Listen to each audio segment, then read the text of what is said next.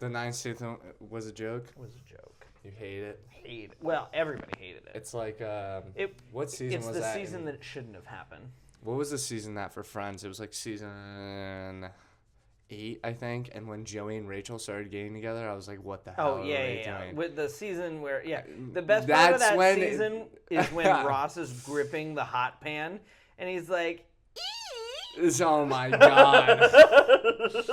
Great show. Love sitcoms. Sitcoms are great. Today, it's romance. Finally, again, we have another good romance, and from our favorite studio, A24. Dude, A24's killing it in everything, which we'll get to. But Eternity, we missed it in theaters.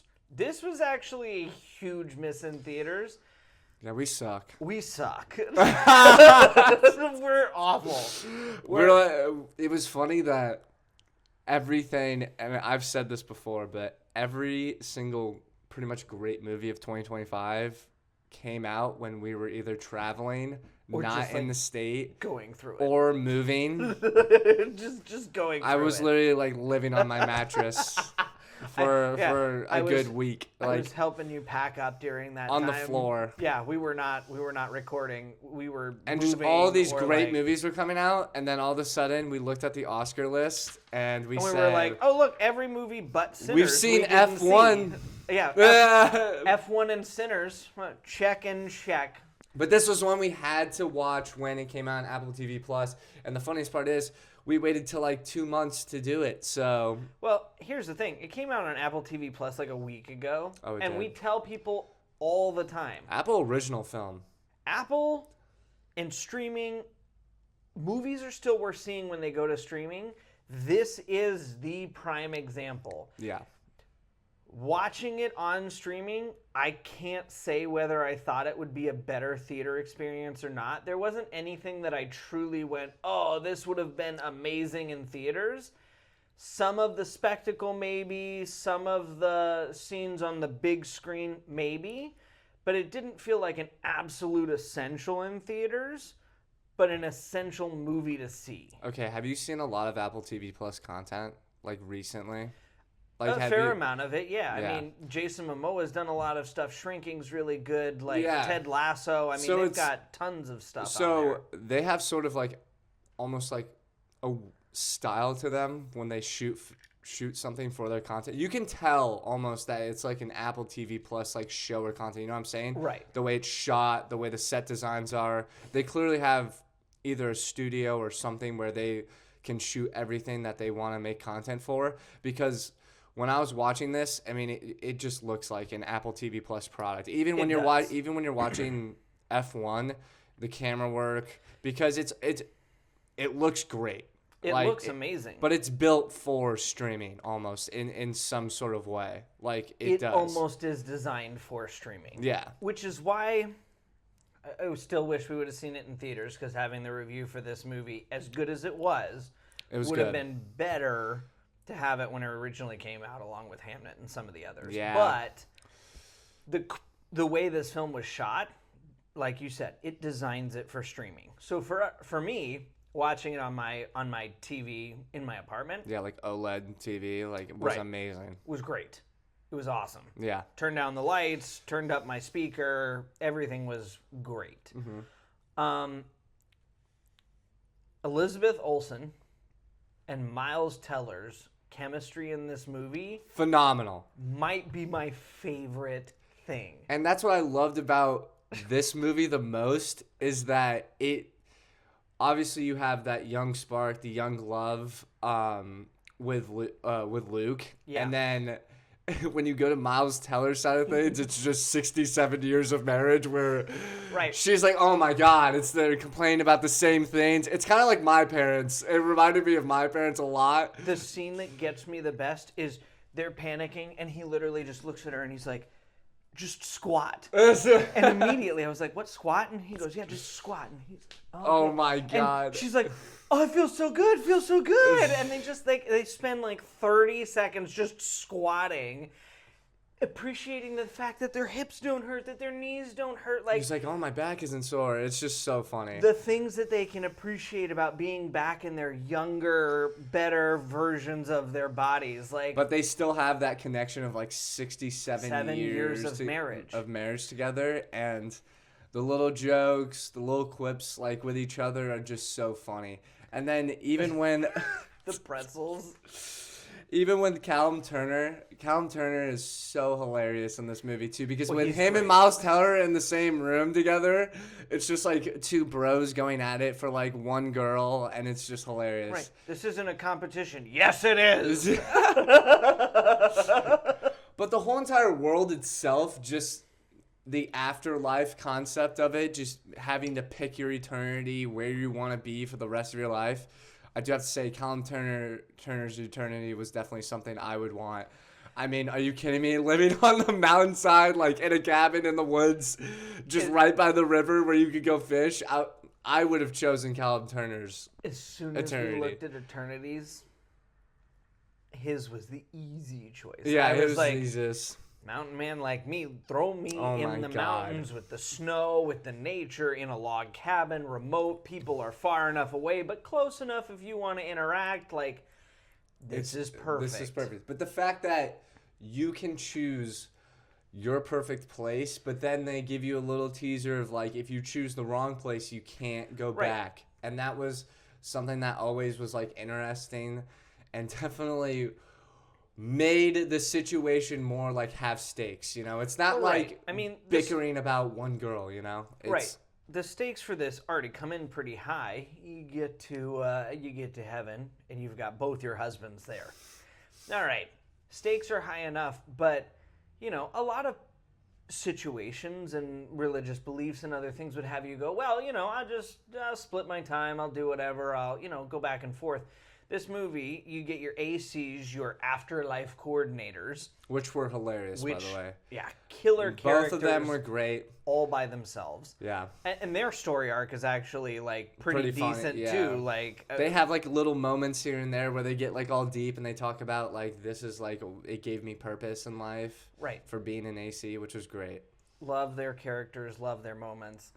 But they basically come in and lay this whole thing out for them. As you see AC's doing with everybody as they come in off the train, and even those interactions are funny because, you know, you see a guy in a hospital gown and he goes, well, surgery must not have gone well. That was pretty funny.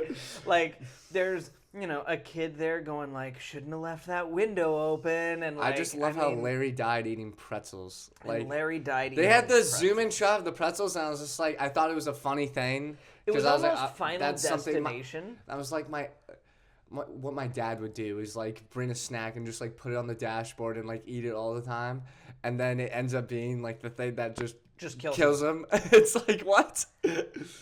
Yeah, no, it was great, but you know, you get this broken down concept of, okay, you have to pick, and there's red doors, but that's only for your ACs and the other workers to go through. If you go back through a red door that exits you out of one eternity back into the main staging area or whatever, security comes and gets you, and you get tossed into this black, formless void for the rest of eternity. Which is wild, by the way. Which is wild. And then by the end of it, the way they kind of show like her process of kind of escaping is cool, but like we'll get into that later. It's a very cool sequence, but it immediately raises the stakes because you're now not just picking a husband, but you're realizing that if you make the wrong choice as to which husband you choose, it's like she's like doing in the same situation that she's in when she was younger, which is crazy. Right. I mean, this is her having to relive the toughest choice of her life all over again in the afterlife, and the men kind of having to be forced with the same concept, except that one's not leaving to die in a war, and the other one's kind of fighting with the fact that instead of getting over her husband, he's having to physically fight him because he's there. I love the fact that he stayed 67 years till she passed and like came to heaven. Like, that was a great concept. It was a great concept.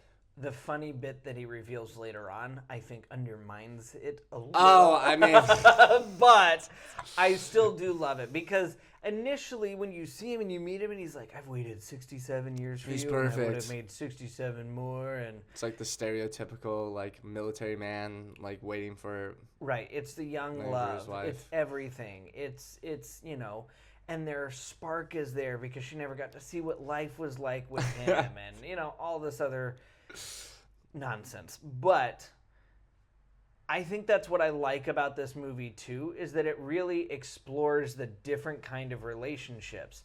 So many people in today's day and age, they're used to, young love and flings and whatever, and the concept of true long-suffering marriages is not something that we see in movies as much. We Live in Time was another really great example of you're there through the thick and thin of it. You're there through the good times when you're young and having fun and you know, things are exciting and she's a chef and he's trying to find success and, you know, that's awesome. But when she gets cancer and is doing a competition she shouldn't because her doctors told her not to and dying and they have a kid and husband thinks that she needs to be at home with them and she needs to do this competition for herself and he's still there supporting. Yeah. And that's what Miles Teller's relationship with Elizabeth Olsen was in this movie. And it's not depicted enough. And so that's why I really enjoyed seeing it. And seeing it even after Miles Teller goes and says, hey, you should be with the young love. Your hair is exactly the way it was when... Because a person with like... with him. A person that having that connection with someone like 67 years would never notice that. No. They somebody who was... with you for a couple of years, who just had that young love, doesn't know you the way that somebody who's been with you almost 70 years knows you. Yeah. And he knows she needed to get that out of her system or she was always going to regret it. Perfectly. He played it so good. It was crazy. He played it perfectly. It made it funny, and then it made it like dramatic, and I just loved their connection. Every time they were on screen, they were like bickering. It just reminded me. It was so good. It was just reminding me of my parents, and I was like, this is great. And then, I mean, I did like when she was with Luke, but you could just tell, like, always something, like, wasn't there. And then I was like, okay, well, this is going to be fleshed out, like, by the ending. But I want to go into Elizabeth. I think this is Elizabeth Olsen's, like, best performance, like, obviously outside of Marvel. I love this performance from her. She was great in it the whole entire time. Even the scenes, like some of my favorite scenes were when they had to go through that almost like theater walkway. Yes.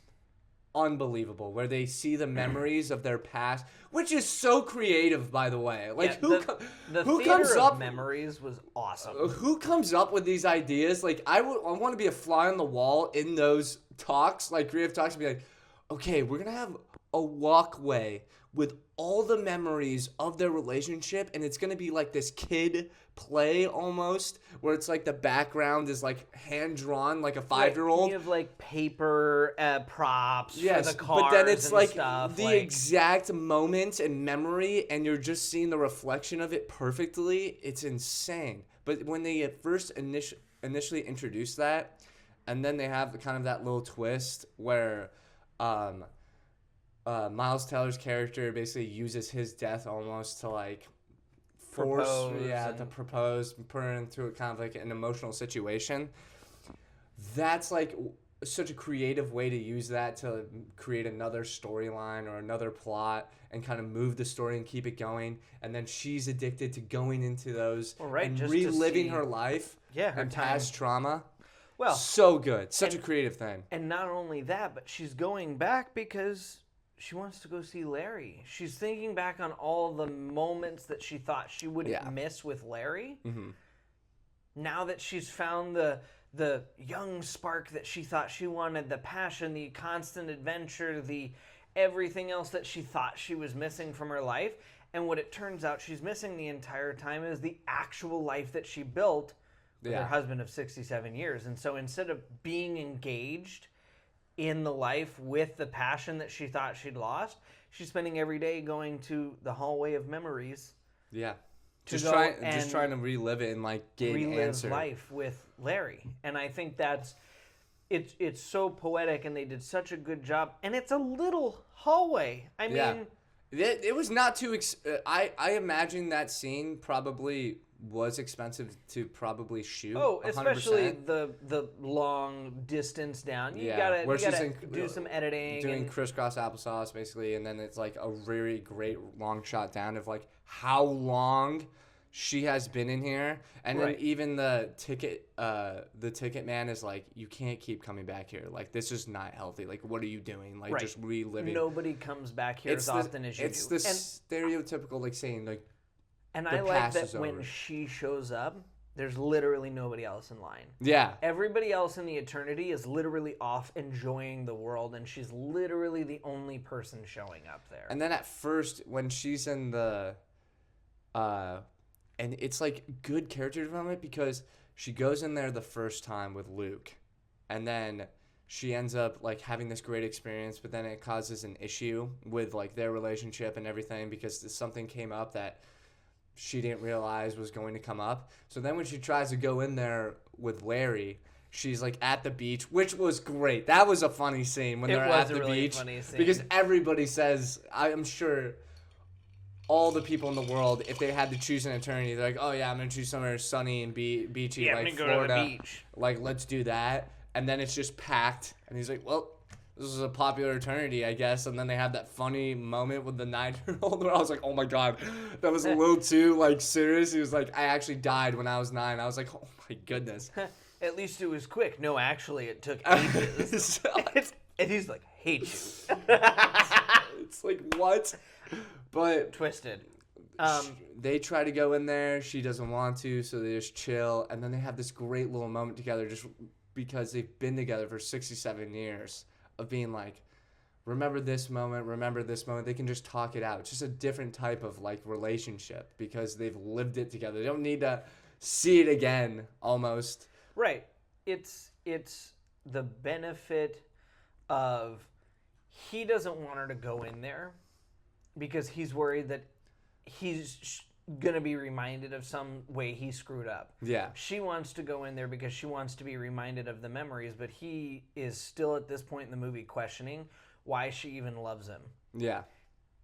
And the answer is because they've built that life together. Literally. And the end of the story brings all of that together so well with them. I mean, she finally realizes Luke helps her escape, and then the whole way that she goes through of trauma and her mom dying and her and Larry arguing and like the worst moments of their life trying to escape security was A, rough, B, really great because it's if you really want to get out, you have to go through the moments that were toughest for you, which is... You know what it reminded me of? Dude, I've been really good at this lately. Thunderbolts. It is very similar to Thunderbolts. Very similar to Thunderbolts. Thunderbolts. But I loved, one of my favorite scenes is when Luke and her have the conversation of why she wants to leave and she's made this mistake. And before that ever happens, and then Luke just understanding, because it's understanding that like he has to just do what he has to do to make her happy. Like that's all that needs to be done. And then both Larry and Luke realize that, which honestly made me freaking tear up and cry. I'm not gonna lie. Like it's so good. I knew it. So good. Cry count was 1, honestly, and it was when Larry realized like her hair was short, and he was like seeing you like. Knowing that you're happy makes me happy. I was like, oh my God. I was like, come on. Like, this is ridiculous. But like you said, that's one of the best scenes of the movie is when she has to escape, like, the mistake that she made of, like, staying with Luke. And then Luke helps her out. It's just good character work. It's good writing. It had a great balance of humor, drama, and love. It was awesome. This was a top 5 rom-com for me because I could rewatch this and laugh and enjoy the story anytime of day. It's just great. It's so consistent. It was fantastic, and it's over 2 hours. I mean, didn't feel like that. Felt like an hour and a half. It's about the same runtime as About Time. Yeah. And both movies, About Time and Eternity, both feel like they're a quick 90 minutes. Yeah. Like, they do not feel like 2-hour movies, and especially with rom-coms, man, they can drag. If you aren't doing a good job with your pacing, they can bog down. And that's what I'm saying. They had so many different creative elements in here that and so made much to it have move stakes. the story. It may have stakes and like care about the characters. Like I was like, oh my god, like I could only imagine, like, because with A24 you never know. I mean, you just never know where they're gonna do what ending they're gonna go down. Like whether it's like a Black Mirror, almost like she's stuck in eternity forever. Well, right. Luke tricked her, and then they're stuck in this. The eternities could have exploded for all we know. Yeah, I mean, like, this could have been the darkest ending of all. Oops, she escaped, hit a button, and then in that hallway, by the way, eternity's closed, and but A24 is that studio that could do that and be like, yeah. Hope you enjoyed so the movie. Introducing the creative elements to it, like, so having that A24 twist just made it that much better. And it honestly put it like a peg above so many other rom-coms. Like, this is the romantic, like, comedy that you kind of need nowadays, where it's like you have that sort of just creative element that keeps people, like, intrigued. And then when you have a good story to it as well, then people, like, are bought in. And then you want to know what is going to happen at the end. And then they threw in, like, 3 different twists that end up being super emotional and had me at tears, which was just great. Because, I love sad boy cinema, and this is, like, perfect. I'm surprised I haven't seen any, like, clips of, like, Luke and her arguing just with, like, emotional music in the background. I'm just great. And I'm just like, save. For me, it's fantastic. And by the way, little not to somebody we haven't talked about super in depth yet, Miles Teller is kind of establishing himself as a do anything kind of an actor. Yeah, I haven't seen The Gorge yet, but I need to see it. Okay, so I haven't seen it yet either. Everybody that's talked about it has said it's amazing. Yeah, like it's good. Speaking of rom-coms, was in one a couple of years ago with Zac Efron, Michael B. Jordan, That Awkward Moment. I did not get a chance to see that. Such a good movie. Yeah. You sent me a clip from one of his most iconic movies the other day. Whiplash. Which is great. He has been such a good actor for such a long time that I feel like... Then he was in Top Gun. He was in Top Gun. Everybody loved him in Top Gun. And I loved him in Top Gun. Yeah, he was beside... I don't know why Glenn Powell ended up being the guy that kind of... Like, it was... Glenn Powell weird. was fine, but he didn't need to be the guy who got the most attention in that movie. Yeah, it made... Miles Teller deserved the attention for the performance he gave in that movie. Miles Teller almost should have had connection to Tom Cruise, being like, oh yeah, like, he's not a Tom Cruise type of actor where it's like he's jumping off of buildings or something, and he's not. He wants to be in these crazy action movies. He wants to be in stuff all around like this. He's a well-versed actor, and I think that Glenn Powell is much more the 2 or 3 genre kind of actor. He's primarily romance, comedy, and action. Also, the man survived that dreadful Fantastic Four movie. I mean, Miles Teller coming back from that is insane. He actually gave a decent performance in that movie. That movie on its own is obviously not good, but his performance in that movie, despite bad script writing, bad CGI, and a bad story, he still performed well, which is a miracle all on its own. Michael B. Jordan, also quick tip of the cap. That's crazy too. He was in that. Oh my god. He was in that too. That cast is electric, and they they just bottled it. Bombed it all. Like, it's awful.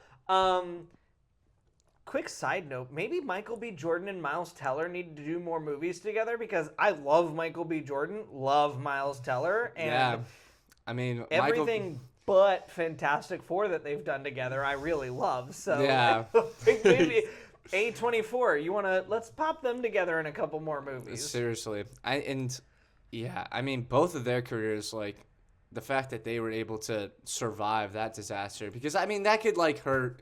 I don't know. You're like expecting it to be like this big moment for your career, and then it ends up being nothing. And then we've seen it time and time again where actors are just like, I can't It's like do when that ever Anya again. Joy-Taylor went and did The Witch. Robert Pattinson doing Twilight. Right. It's people who talk about doing roles that you look at and you go, this is either going to be the best or worst thing for my career. Yeah. And it could have easily been the worst thing, but they're such good actors and actresses that they pushed around it and ended up being successful despite it. I mean, Robert Pattinson is now in everything, basically. Yeah. Miles Teller is in awesome project after awesome project. And I mean, geez, Michael B. Jordan is not only an amazing actor, director, producer, but he's looking to pull on like 3 different TV shows and do book adaptations. Like, it's hilarious too because roll out the red carpets, guys. They killed off. Oh my god, I almost called him the Craven, but like they killed off Michael B. Jordan's character in Black Panther. So and people complain about that because it's like it was too early. Villain. And the thing is, he was like this anti-hero that was so relatable, and people are like, you should not have killed him off because now there's an opening for Black Panther, and people are like, oh my god. And he Killmonger, that's what his Killmonger, yeah. So they brought him back in 2. They brought him back, and they're trying to continue his storyline. But at the same time, it's like that's way too hard because you're almost going against the like world of Black Panther where the afterlife is like a very important thing. So it's like the biggest struggle they're like having right now because it's like we need Michael B. Jordan, but we can't because we have to follow the rules. So brutal. So now they're just kind of like jumping from actor to actor almost, or they're trying to figure out like how to fill that void that great they built such a Coogler built such a great world, and it's like so sad. But you know what? I have the solution. Cast Miles Teller. It'll be totally it's fine. like the worst decision. Yes, obviously it's the worst decision. It's fine. A24 does the best thing with this movie. It hits every emotional beat you want. It balances romance, comedy, drama. The pacing's fantastic. Miles Teller and Elizabeth Olsen and Callum Turner do an amazing job all throughout this movie. Yeah. I don't remember the names of the actors who play the ACs. They also I tried to look. I know they're both like great. Like Ryan, they're both great. Ryan is great. Ryan's so funny. He's so funny. Oh my god, he has so many great like funny beats. Like it's her sass mixed with his sass is just. It's great. So good. They balance each other He's so like, well. I would choose Luke. Like, it's just like they were a huge highlight of the movie for me. Because those side characters could easily be so annoying. And you're just like, I want to see like the. And when they got into a relationship, I was like, oh my gosh, that's so nice for them. And I'm like, why do I care? They're like, because they wrote them well. They're like, we're gonna give another chance. You guys have taught us that love is the most important thing. It's just like the funniest thing ever. It's so funny. It's so stupid. The comedy's good. It's not cheesy, and it's not like garbage comedy either. It's kind of clever at some points, and some of it is stupid, like him picking up pretzels and almost choking on them literally a day after his wife gets to heaven. It's like, I mean, some of it. That's great though. I started laughing so hard. Seriously?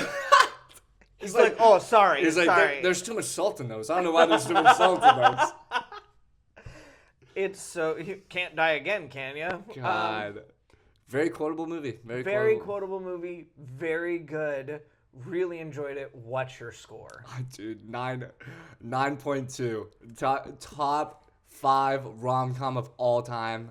I'm serious. It's up there with like the Notebook's not really. It's not a rom-com, but you can put it in a separate category. Yeah, but because I put About Time in the Notebooks category. They have their own separate romance category. Right. It's not like really 10 Things I Hate About You. Like it's up there for sure. It's like top 5 romantic comedy of all time, especially because the genre is kind of not necessarily dying. They're trying to bring it back, but like this, it lost a lot of juice. I think this is the best, like the best version of a modern day rom-com that you can get. Yes, thinking about the one that we did last year, The Rose. Yeah, this is That's true, yeah. This is twice as good as The Rose. Yeah, this is twice as good as Rose. The Rose was fine. This is great. You can feel when The Rose drags on. And some of the humor's funny, some of it's a little pandering. It's just some of the characters they're like throwing a ton of stuff at the wall, seeing if it sticks. Right. Some of the characters are great and I like them. Some of them not so much. Here, the humor's all good. The emotional beats are all good. Every character I like. Everything sticks the way it's supposed to. It's what The Rose could have been in terms of feel and emotional beats and characters. I like The Rose. I like The Rose. Don't get me wrong. Right. It's not a bad movie. But this is just this is the like 4 steps perfected above. version of that. Yeah. This is what you could have gotten out of it if you'd done everything exactly And the funniest thing is that The Rose's ending is almost like the A24 ending that like you would expect. It fits right in that kind of category. Yeah. Like it would have. Like, if you'd have we walked out of the theater and we went, "What the hell like just happened? I can't believe they just did that." Right. It's exactly the kind of ending you would expect from this studio.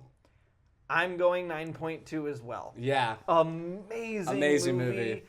It is, now that it's on streaming, it is a movie I will watch it with your again friends this year, and I will watch it again next year. Apple TV Plus and chill, just It's going right into the regular of rom-coms that I stream. There's not a ton because, like you said, it's becoming a dying genre.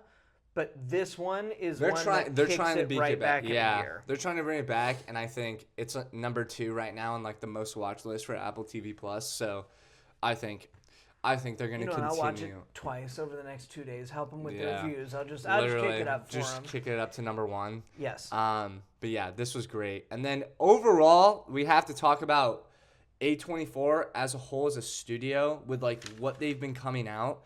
I mean, it's crazy. And just before we start, A24 quietly, but not that quietly, becoming the studio for every genre of movie. It used to be that when A24 came out, they were really good at... Like The Green Knight, for example. Right. But people didn't like that. And it was like a little too A24. Right. And they were good at horror because that was weird, and they did Hereditary. weird horror. They did Hereditary, they did Midsummer, they did most recently Heretic, but it's all strange horror and elevated horror, and so it's not your typical slasher or possession, or if it is, it's got a twist to it, but they have quickly become a studio that does everything. Warfare. One of our favorite movies of last year. Oh my God, I forgot about that. The Smashing Machine. Unbelievable movie that's action, sports, drama, everything all in one. I mean, the other movies I've got listed here, The Iron Claw, We Live in Time, Eternity. We Live in Time is We so Live great. in Time is one of my favorite movies. It's Andrew so Garfield, good. so good. Florence Pugh, Florence so Pugh, so good. Their performances, I sobbed in that movie. Not Oh, cried, yeah. I sobbed. I saw that like at an emotional time, and I was just sitting there like, oh my! I was alone in the theater when I watched that. By the way, great Perfect time Thank to be God, alone. thank God. When Andrew Garfield cracks the egg and his daughter goes, "Why do we crack it like that?" Tears. Just done. I was like, no! I get the reels where it's like every man's dream of just them like running around together, and it's just like, oh my God, I just can't. It was too much. But they've quickly become we'll do whatever. Yeah. You want sports? Great, we got sports. We'll do a documentary kind of thing with the Smashing Machine, or we'll do Iron Claw where it's more of a dramedy, and you want warfare? Yeah. We'll do warfare. It's you want the death horror? of, We'll do horror. Death of a Unicorn? We'll do weird. Yes, it's pretty much everything, and like this is kind of a list of films that are coming out, but like they've already done. And it's like the death of Robin Hood coming out with like Hugh Jackman, which looks amazing. Legendary actor. And Robin Hood's an undertold story in this day and age. Completely. The last one that was done and done well was Russell Crowe in like 2013. It was done good. Like It was my dad rewatches that all the time. He's like, I love Robin Hood. He's like, it's great. I have it on my HBO watch list because it's leaving HBO soon, so I have to like get it in before they push it to Also, somewhere else. anything with like Scotland or like Europe or like any sort of. It's just an auto watch. You're just like, oh, so I'll just Same with play. Gerard Butler. It's like, oh my it's god, perfect. it's perfect match. It's unbelievable. But it's an undertold story, so I'm excited about that. And then what you else like is coming up? the drama, Zendaya, Robert Pattinson. Two people are legendary really actors. excited about that. I feel like because it's And the story's not totally clear on what it is, which is A24's motive, and I'm fine with. it looks like almost the complete opposite of Eternity, where it's it like they're gonna kinda tell like does. they're gonna tell a dark story. But if there's two actors people that that I love each other. can know who can handle a storyline like that and execute it really well. You put those two actors on any poster and you on a film, and it's Right. You're We gonna talked about it earlier today. Pattinson's in everything. We haven't talked about Zendaya Dude, yet. But I don't know Zendaya's how in that a man. ton. I don't know how that man doesn't like go to like red carpets and just has bags under his eyes. Hey, And he still just looks like great. And he's even like calling out DC, being like, "I've been waiting." It's like, dude, you're in 7 projects. you like, did, what? you did 10 last year. You're in 7 now, and you've got If more anything, I would on be your like- table at home. I'd be like, yeah, just take your time. Like, it's fine. I gotta do Dune. I have to do like literally 7 like of the greatest projects that are coming out right now. The Odyssey and Dune. You can like take a step back. We'll put that to 2028. But no, he's like, I'm waiting. It's Right. like this guy loves the Can we act. start filming Batman already? Like, Yeah, seriously. They just got the script done.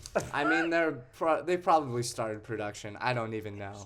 Yeah, so we're good there. The Invite with Seth Rogen and Olivia Wilde, which which I'm excited to see Seth It's- Rogen join up with A24 because I feel like it's going to make him take a role slightly more seriously. yes, Something we haven't had to see him do in a long while, and I like actors of his caliber being challenged, and A24 is the studio to come to be challenged. a testament to how good of a writer and comedian and whatever you want to say, director that Seth Rogen is. The studio literally predicted pretty much everything that has happened like up to this point, like when it comes to like people purchasing like and everything with like Paramount and stuff.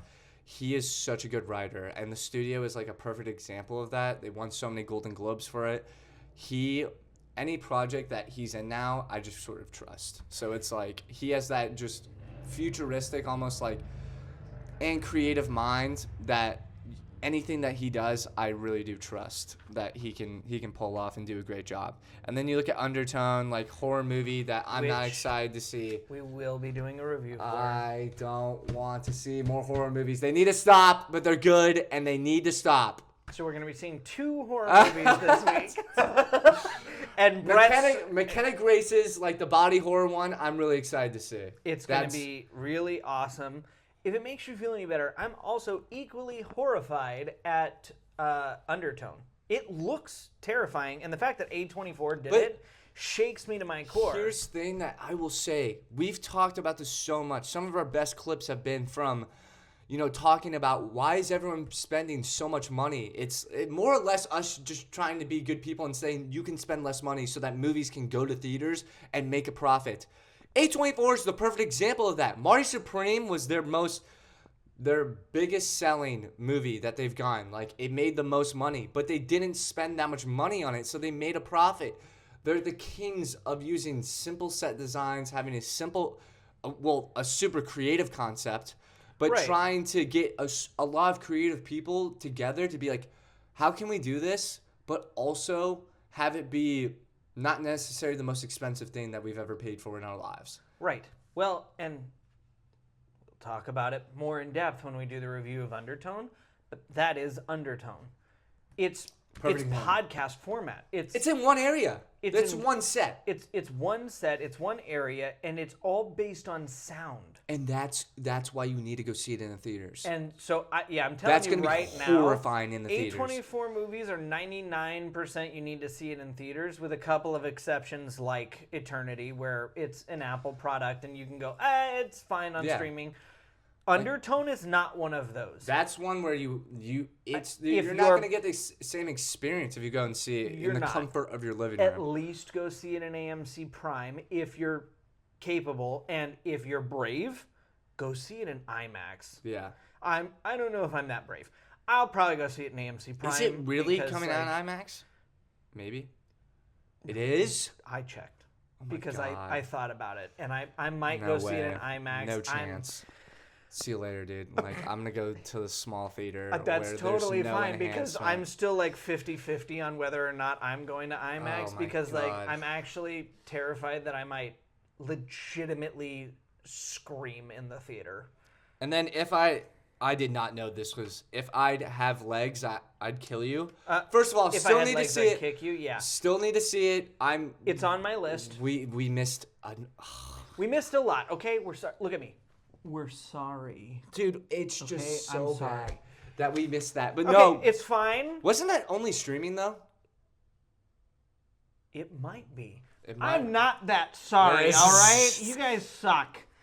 No, but We'll watch it. We'll do a review soon. It looks amazing. to be honest, we will like just more or less like talk about the Oscars and Right. sort of like, because I have some takes, like, not on the nonsense that's like happening with like certain things, but I No. have some takes just on movies because I've seen some of them. I mean, there's a person that should have been nominated that I will like, Eva Victor. And You got robbed, but we'll get into into it. it. Mac has to join us because he's saying everything. He's the Oscar He's guy. the Oscar guy. He's like, oh yeah, blah blah blah blah. But if I had legs, I'd kill you. Oscar worthy. See, like those are like Oscar worthy claims. And Oscar-worthy Midsommar was, I mean, award winning. I mean, Yes. A24 and Smashing Machine should have been considered for something. I'm not necessarily saying an Oscar, but it should have been considered for Dwayne something. the Rock more. Johnson should have probably been Iron considered Claw for an Oscar. should have been considered for something. The fact that Zac Efron Oh, that's crazy. didn't get put up for an Oscar for that Yeah, role what the hell? actually makes me angry because I'm going to go out on a limb and say that's the performance of his career. Oh yeah, he's never gonna do something more perfect than that. He's not. Besides High School Musical, he's never gonna do something like that. Do not put Iron Claw in High School Musical. Excuse me, I'm sorry. I need to take a breath. But the fact that he didn't get nominated for that, What the hell, let dude? alone win for that. Dwayne the Rock Johnson did the performance of his life. I cried during that movie. And Dwayne Johnson not getting nominated. Why can't for you just that. have 6 nominees? What's so like? Why is it such a prestigious thing where it's 5? It doesn't matter. A24 has awards, should have been nominated for awards, and is quickly becoming the studio where if you want great movies, that's where you go. Don't twitch. Sorry, I was fine. thinking about something that got me super mad. Like I was just it was so stupid. But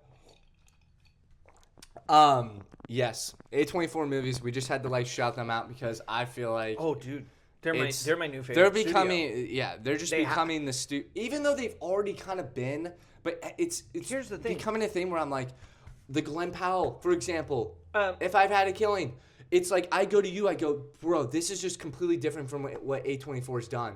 And we will talk about that maybe because I gotta say, the pretentious movie reviewers on Rotten Tomatoes or whatever, they can go kick rocks.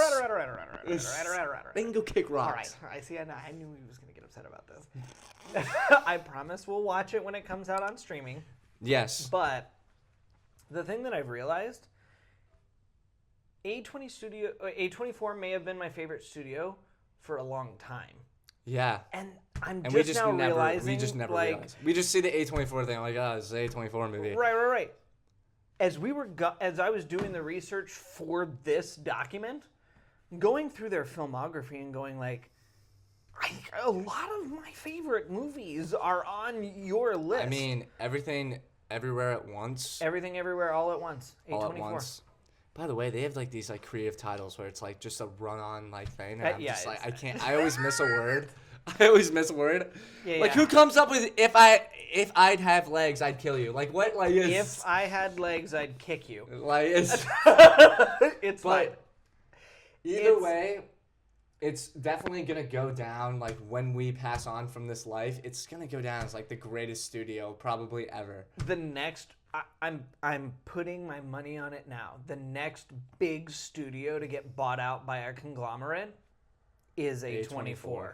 They are the fastest growing in value studio anywhere, and they will at some strong point, argument that within the next 10 years, somebody's going to make a $10+ billion bid for them. And it sucks to say this, but it's just going to have to happen because I feel like for what they are going, like what their potential is, and they what need they a bigger distributing factor eventually. Eventually. It doesn't have to be now because I think they love what they're doing. They love it. I don't think they're worried about, we've got to put out 50 movies a year. Yeah. I think they're fine with, hey, you just read off a list of like 9 they're coming out with. Yeah. Just between now and summer. And like 4 of their movies are nominated for Oscars. It's ridiculous. Not like as whole, but like actors who played in their movies are nominated. Right. It's insane. So, I think they're probably good for a good long while. And if they make enough money, there's some argument for they could remain an independent studio and build themselves up as the next big major studio, because soon enough they're going to have the filmography to kind of hang with the big boys. They've been killing animation too. It's just, wow. So it's crazy to think about their future and what they could possibly do if they do decide to do it, like maybe do universe stuff or something like that. It's endless because that creative department, I mean, they're going to go down as like some of the most creative people ever. A24's creative department's kind of, I hate to say it, it's putting a lot of other studios to shame. It really is. Because like, are there bad A24 movies? Yeah. Oh, 100%. We've had A24 movies where That's we've gone like, oh my God, what are we doing? This doesn't make any sense. This isn't good. This was a complete miss. But then there's times where they hit, and it's like the greatest piece of cinema for the year. And here's the thing. The hits are like 75-80% of the movies they do, and the misses are 25%. Every other studio is hitting about 60-40. And they use these actors that you don't think are like for this genre. Like Adam Sandler is not for uncut gems, and he kills it by the eye. And it's Mac put it in his top 10 movies of all time of 21st century. It's like, what? But then like, I mean, I wouldn't put it in my top 10, but it's a great movie. It's a great movie. And then you look at Good Time with Robert Pattinson. That's one of the movies that I know Robert Pattinson's quickly becoming an actor that can do everything. But when that movie came out, he was one of those actors where it's like, oh, you're still Twilight boy, like blah blah blah. Right. It's like, what the heck is this performance? And even Florence Pugh in Midsummer. Yeah. That wasn't her role. Shot her to the moon. This is the she's the been upper in a echelon of couple A-list things, actors. Like, but elevated horror is really not Florence Pugh's era, and like, is she right for this? And it, to this day, it might still be one of her best roles ever. Yeah. Like, she killed it. The scene of her just being like almost accepting that like this is her life, and she's in like the flat. It's like one of the most beautifully shot things I've ever seen. It lives in my brain at least like once a month. Like, and I see it on freaking Instagram all the time. They're still advertising it because despite the fact that the movie's now almost Hereditary. 9 years old. Yeah, we could go on like days for this, but like it's crazy to me that a studio like this exists and people aren't really taking note of it. It should be a much bigger deal than what people are making of it. It should. Like, it should be talked about all the time. Like, people should be right. I mean, not people necessarily are talking about Universal and Warner Bros. And all this other stuff. A24 needs to enter the big conversation with big studios. But maybe not. Maybe just leave them independent. Just keep making great content for movies. I don't need them to be a part of the big studio. I want them to be mentioned with the big studios. Get the recognition they deserve. Because they do deserve the recognition. They deserve hey, they're out here making Eternity. They're out here making some of the best horror films of the day. They're making, Warfare's the best military movie that's released in ages. So it's maybe Black Hawk Down, which I don't know. It's like come out like There's other good ones in between. 1917. 1917, Dunkirk. There's been other movies, but you're not a big war movie guy. It's fine. But Warfare is one of the better military movies in ages, and I just want A24 to get some of the flowers that it deserves. And at award shows and stuff, can we start putting their names on award slips? Even if it's just for nomination. Yeah.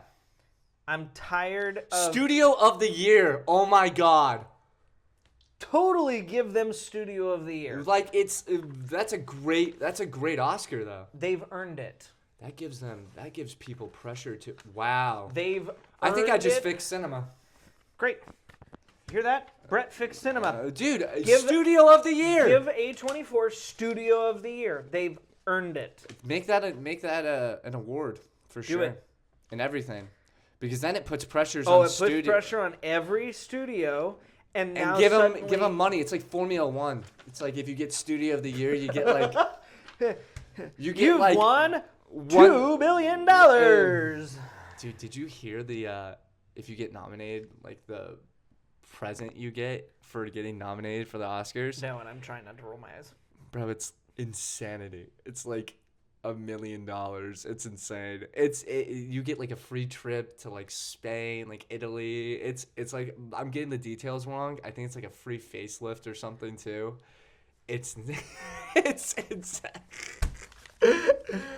like the gift bag. They called it like the Oscar gift bag. It's like, do you remember the other day when we were sarcastically arguing about getting a pizza party at work? Dude, we can't even get a bookshelf to work for us.